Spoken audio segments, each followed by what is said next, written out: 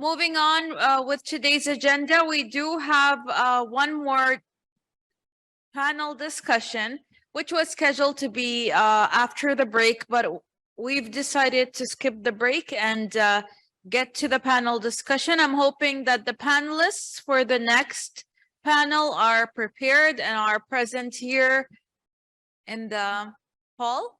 Can we get a raise of hands? They're all here? Okay, great.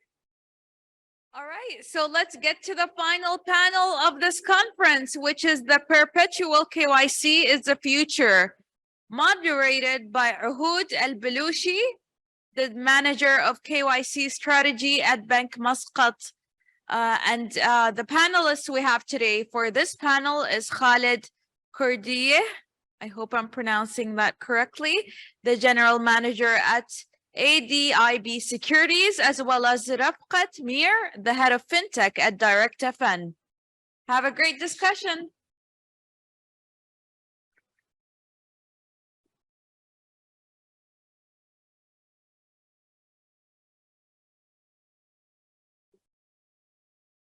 Hi. They surprised me. I thought that we still have the break. Okay. As we know, we are supposed to talk about perpetual KYC and is the future, the journey to digital operating model. As the host, she said that we have Mr. Khalid Kurdi, General Manager of ADIB, and Mr. Rafaqat Mir, he is the head of FinTech at Direct FN. We'll try to make it short and sweet. I know it's the last one. Everyone wants to leave. So as we know that KYC, it's become an essential thing. It's become a regulatory requirement, and the regulators are behind all the entities to always update their KYC and keep their KYC updated to ensure that they know exactly what's the risk they are involving in, and to make sure that the institutions are not being misused for money laundering or any financial crime things. First of all, I will let Mr. Khalid tell us what's the difference between the normal KYC and perpetual KYC.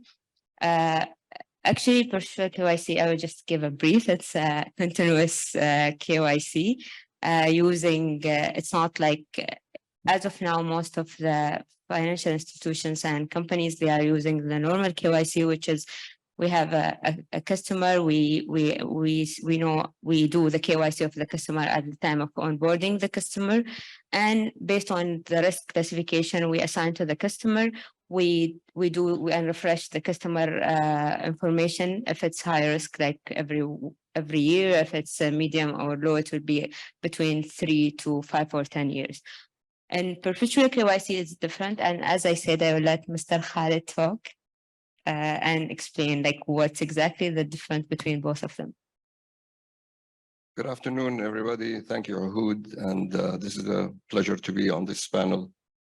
In brief, the perpetual KYC is an enhanced version of the traditional KYC, whereby the process is ongoing and it serves the market participants, the banks, financial institutions, and the regulators of maintaining proper records of their clients, so that any changes that has taken place in between the cycle of updating the KYC is now updated on a regular basis. This has evolved in recent times as a result of the increase access to clients to the financial markets, the digitization of the financial industry with the fintechs and the others had brought upon the regulators as well as the financial participants, institutions, to change the way they do their KYC. So it's no longer enough that the client is verified once. it is becoming more and more important that this is ongoing in order to protect both the institutions as well as to avoid any discomfort for clients that are playing by the book and playing by the rules. So at the end, it is a way to also combat financial crimes and to reduce the risk that financial institutions carry when they do cross-border business and when they also expand into other markets around them. Okay, what do you think will be the main consideration to achieve perpetual KYC? I know like to achieve such things, we need like access to numerous data, which is, I don't think it's easy for financial institutions. So what do you think like the key consideration any institution has to take into consideration when they want to implement perpetual KYC? You have to look into the whole ecosystem. So you have the regulator, and the regulator has their own rules and regulations that they expect their financial institutions that are regulated by them to abide by. So therefore, the perpetual KYC has to always include all these relevant laws related to data privacy, AML laws, etc. Now you also have the institutions and their internal guidelines, internal rules with regards to verifying their clients. And you have also the client. So if you look at the three areas, the client, the institution, and the regulator, it is in their best interest to have that one goal of having the data verified at a level of the regulator. And so therefore the regulator can then pass this information on. It's a verified KYC data into the institution so that the client at the end of the day doesn't suffer of having to submit documents at different levels while they're trying to become an investor, for example, or a client of a financial institution. My next question will be for Mr. Rafaqat. As you are, your company is into the solutions and all those new digital things. So what do you think it will be the advantage of perpetual KYC? I know that it will reduce the cost, but and it will reduce the time for the customers and for the customer and for the institution and increase the efficiency. But as you know, like the financial institutions, they still have their existing like legacy customers, and plus investing in new systems and integrating new systems and softwares into your existing softwares might cost, yeah, it's costly for even financial institutions. So can you explain to us like in long term how this might be an advantage for the institutions? Sure, thank you. So basically a direct FN since being the vendor for the fintech industry and everything, especially for the capital market. So we are working very closely with the customers, the regulators and different entities all together. So what we learn over the time is like KYC is something which is most of the time is an operational nightmare because as Mr. Khalid said, like these are ever-changing regulators, the regulations, and not only from the regulation side, but internal policy, the risk and procedures, the compliance from the risk and or the department, they're also playing their part. So it's not easy. So and you see, if we talk about like internationally, about 3% of the whole operational cost is basically goes to the KYC segment. So it's a huge cost. We talk about a couple of $100 billion internationally, if we talk about the financial segment. So what we can, you see, now the normal KYC is working so far, it's fine, means like you are periodically checking the customer data and it's working fine. But the problem is with the advent of the fintech companies, because the fintech companies are coming and they're giving challenges or they're giving challenge to the conventional banking and conventional financial institution because they are swift, they're fast, they're agile. So how can you compete with those? So you have to, the financial institutions have to come up with new ideas, how they can compete with those newcomers because there's real threat to the conventional financial institutions. The perpetual KYC is one aspect where you're right, they are legacy system. You are right. If you want to transform to PKYC or perpetual KYC, there will be cost that will not be free. And this cost can goes from thousands to millions. So how to basically convince that this cost is actually giving up something, giving something out. So one aspect, yes, as Mr. Khalid said, with perpetual KYC, you're reducing time, you're increasing efficiency because you no longer need to rely on people. You are more reliant on the systems, and this actually gives you some return. But maybe this is not enough. So the more you think, I believe the better idea is if you want to go to a board and say, okay, we want to implement a perpetual KYC, we have to give them some solid arguments. So one solid argument is like, it's not only risk mitigation, it's more than that. What's more than that? Because if we want to retain our clients, we need to know about our clients, and it's not a one-time exercise. It's not like first time the client onboarded and we know about the client and that is enough. It's not enough because the clients, especially the youth now, they are changing by the day, not by the years, because the salaries are changing, the lifestyle patterns are changing. So, people are getting different. It's a different era now. So the perpetual KYC makes sure that you know your customer, not in a periodic fashion, but event-driven fashion. So when there is an event in the life of a customer, you immediately be aware and you can offer a relevant product. Maybe right now I'm offering a customer a conventional retail kind of a financial instrument, let's say from the brokerage industry, if we talk about, we are offering them not the margin trading, but only the standard retail trading. But we know the customer, if the perpetual KYC is in work, we know the customer exposures are getting more, he's getting salaries increasing. So maybe it's the right time to offer the customer the margin product. So likewise for asset management industry, like for the other capital markets.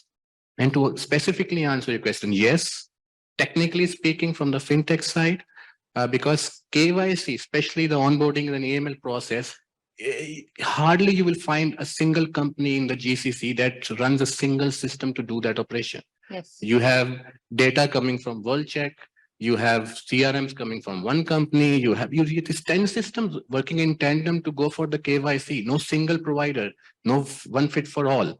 So how to have a perpetual KYC in the presence of these kind of a system? So that's where the technical solutions will come. We have to have some, because in our technical jargon, we talk about enterprise service buses, because those kind of systems that can integrate multiple systems without putting a lot of effort.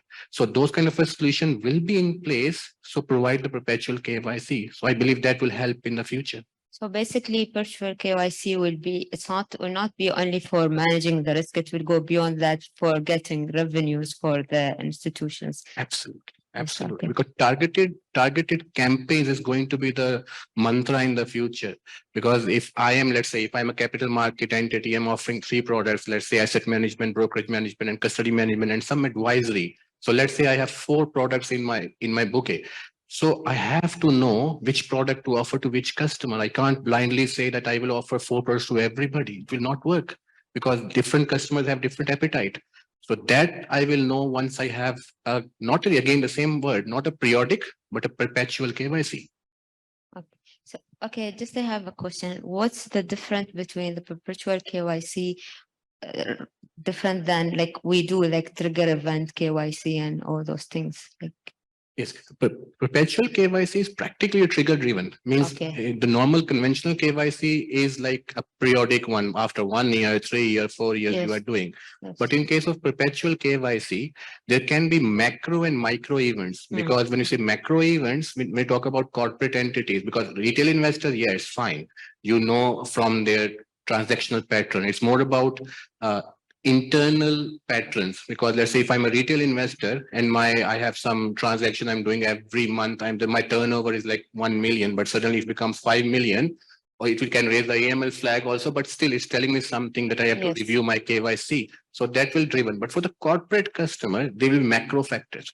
Means obviously, due to all those wars going on in the region, this PEP thing is over the, is getting like attention everywhere. Yes. So every day new people are coming into the PEP, all this Russian and everything's are going on. So if you are not doing a perpetual KYC, maybe after 1 year you came to know that this person is supposed to be in the PEP. Yes. So that can cost you a lot.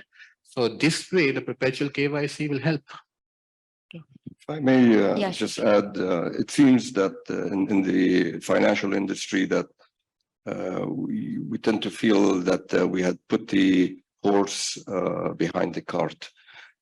So the industry is not lacking any digital solutions today to link global markets for clients to access all type of asset classes and to trade on one platform.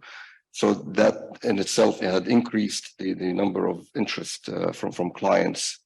But yet we forgot that at the let's call it the gatekeeper level, where you need to ensure who's coming into these markets has been verified and vetted.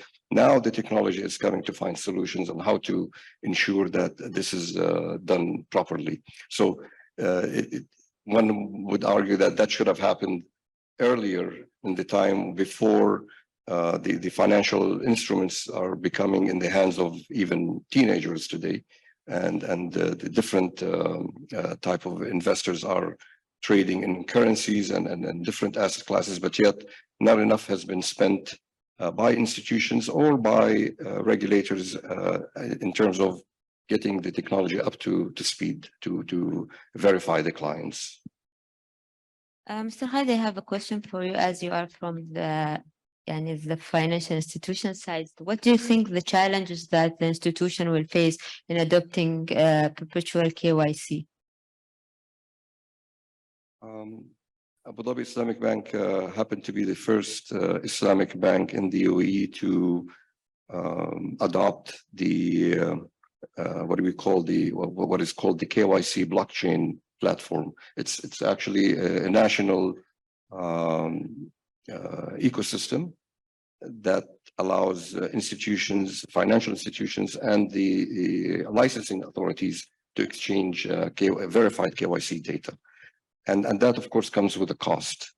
So cost is an issue here. The way I look at it, one has to do a cost-benefit basic analysis, whereby if I do this, what will be at the end the outcome of it? And I think it's an investment worth investing in, because on top of my head today, what I would be looking for to grow a business, you would need to look at new products, you need to look at new markets, new clients. So all of that at the end of the day require more enhanced and advanced KYC. So there's a cost, but I think the cost is well justified. The other angle of it is complying with each regulator and stock exchange rules. It differs from one place to another. So for example, if I'm trying to build my digital perpetual KYC system based on the UAE laws, does it also fall within the same principles and guidelines that are in Saudi? And that takes me to another area where it has to be unified, because I should be able to verify the same client who's based in Saudi, in the UAE, or in Kuwait or Qatar or Oman, Bahrain, any other neighboring country, in a much or similar efficient manner. So if I do only scale my business to, or my perpetual KYC system to accommodate the local market, then I will find in a year time that I need to go back and reinvest in it. So this has to be really tackled from a holistic approach, whereby the GCC, for example, can look at this model and say, it is enough that we have the following items to verify a client, whether he wants to trade or she wants to trade in Kuwait or wants to trade in Bahrain. The rules will apply, will be the same. So the companies that are also coming out with the solutions to accommodate, that's also part of the solution itself. They have to be very well versed with the region that they are dealing with, and what are the requirements of the financial institutions that are trying to build their digital capabilities. Thank you.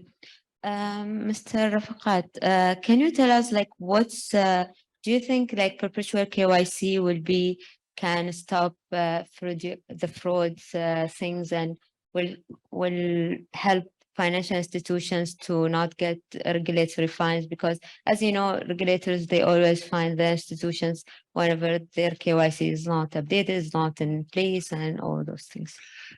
You see, it will not 100% remove all those factors for sure, because there are always doors for the fraudulent activities, because, no matter how safe your system is, no matter how many systems you implement, there are always chances that there will be fraudulent activities happen, whether it's internally or externally, because it's not only the external threat, it's the internal threat within the regulation that can cause the same kind of penalization. So yes, it will significantly reduce the impact of the fraudulent activity, because the idea is, as we said in STAR, Mr. Khalid mentioned specifically, that you're no longer doing this on some periodic or some frequency, because previously you only came to know after the fact, because the fraudulent activity happened, let's say 1st of January, and you are due to do your periodic KYC on 30th of June.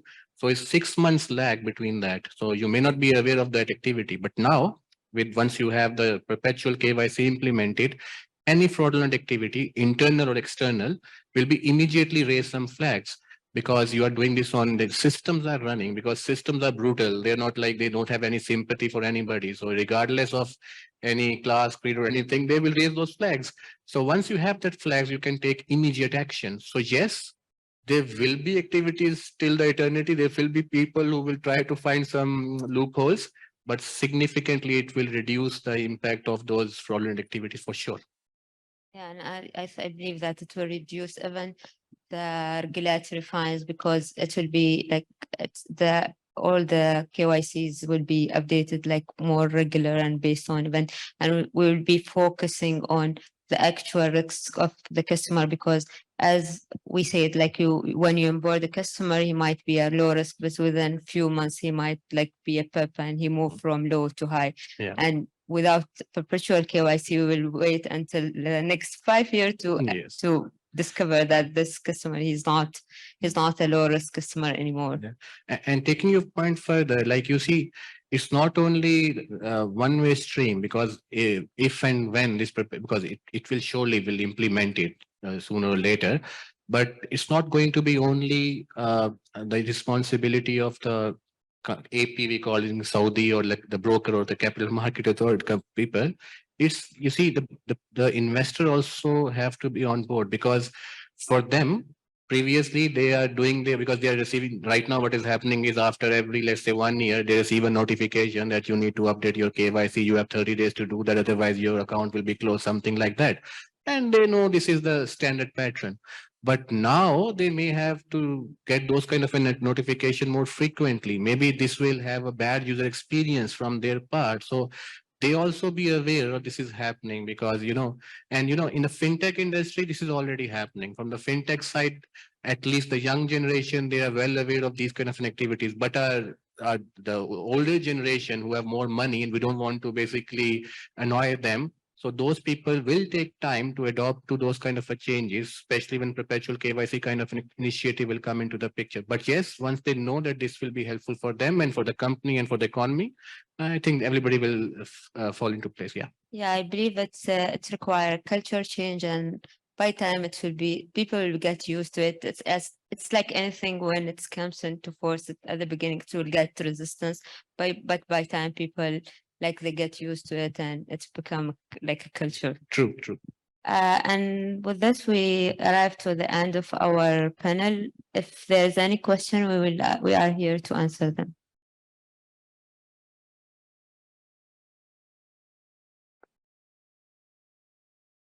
Everyone is ready to go home. Yeah. So I believe there is no any questions.